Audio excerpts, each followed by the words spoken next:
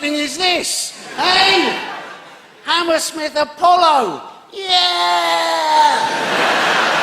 And you all seem quite up for it as well. Because, yeah, well, sometimes British audiences can be accused of being a little reserved, but we can get excited, can't we? Yeah. I saw a bloke on a train the other day, finished his Sudoku puzzle, and in front of the entire carriage, he went, yeah.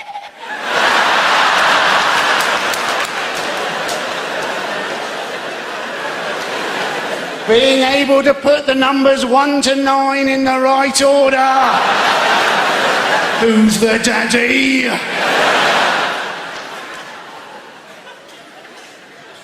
So it is great to be here. Always a bit nerve-wracking early on at a gig. And let me tell you, ladies and gentlemen, it is a privilege to be part of a profession for the first time ever, which is more secure than banking.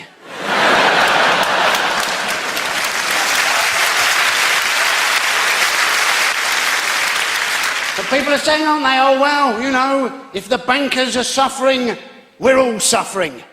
Yes, but as long as the bankers are suffering, we can take a little bit of pain. But I do sense there is a new mood in the world at the moment. Hey, you know, just imagine us here tonight at the Apollo. Yeah, we could be the start of a revolution, ladies and gentlemen.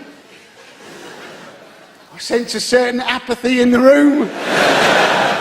Hey, maybe tonight we celebrate the eve of the revolution. That was it. Always going to be more likely the revolution needs alcohol, ladies and gentlemen. But there is change afoot.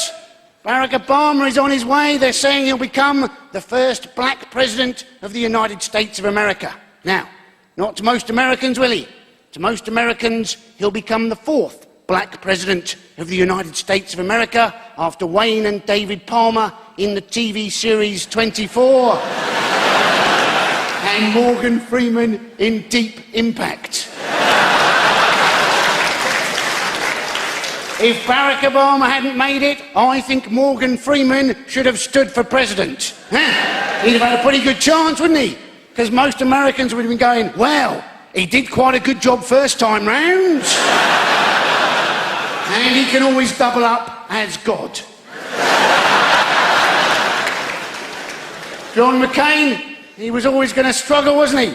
This was the man who came second for the Republican nomination to George W. Bush in the year 2000.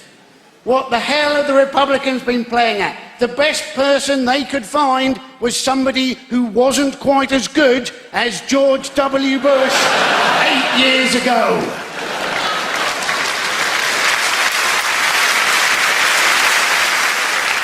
And what I want to know is, how come we're still getting all this talk of assassination now?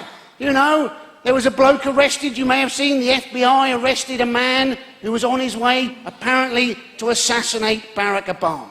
Now, this man was supposedly a white supremacist. Now, can these people not have a look at themselves, right? This bloke was off his tits on methamphetamine, driving a knackered pickup truck. He had no job, a massive criminal record, and he looked distinctly inbred. Can they not see that if there is a master race, they're not bloody part of it?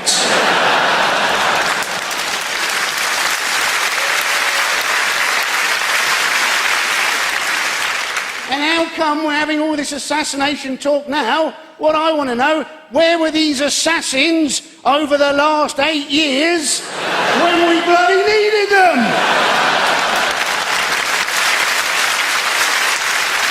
Oh yes, I sense the revolution is picking up a pace now. We now have a law, of course, where we're not allowed to incite religious hatred. We're also no longer allowed to incite hatred against lesbians, gays and transgenders. But the government has said it's okay, we can still make jokes about them. Which is lucky, isn't it? especially when it comes to transgenders. Let's face it, if you take a lady home and find out she's got a cock, you want to be able to have a bloody good laugh about it.